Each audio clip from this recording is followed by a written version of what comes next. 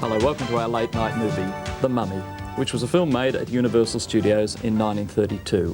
One of no less than 9 films released that year, believe it or not, in which Boris Karloff was either starred or had a role. These included some quite forgotten movies now, such as Alias the Doctor from First National and Night World from Universal, in which, incidentally, Karloff played a nightclub proprietor called, would you believe, Happy MacDonald. I'd love to see that film. However, there's no denying that his career, after years of undistinguished movie making, had suddenly jumped into top gear. Frankenstein in 1931, of course, was the film that did it. Amongst his major movies in 1932 were Scarface, the famous gangster movie produced by Howard Hughes and directed by Howard Hawks, and such examples of horror movies as The Old Dark House, The Mask of Fu Manchu, and in December 1932 this movie, The Mummy, for which once again makeup expert Jack Pierce came up with some superb ideas for transforming Karloff, much as he had done in Frankenstein.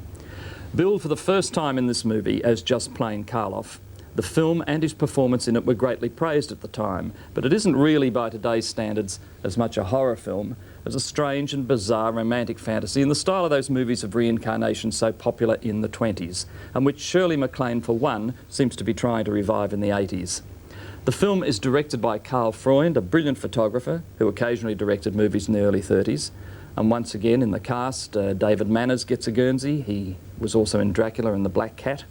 Edward Van Sloan, who plays Professor Muller, also was a favourite in Universal horror films at this period, being present in both Dracula and Frankenstein. However, I have to say it is Bramwell Fletcher, a British actor who made several films in America and eventually settled there. He married 4 times and his wives included Helen Chandler of Dracula fame and Diana Barrymore. He shares the screen with Karloff in the best remembered scene from this particular film. The great love of Karloff's in the movie, Hungarian-born Zita Johann, you can see in that still there, she plays Helen, came from the stage to movies, but to no great effect as far as the public was concerned. Just for interest's sake, she was producer-actor John Houseman's first wife. Well, this film has since been remade in 1959 with Christopher Lee as the Mummy, and there have been many similar films about Egyptian mummies coming to life since this movie. But it's the original which is still worth seeing. Perhaps not exactly as a horror film as we know them today, but as a very strange mood piece.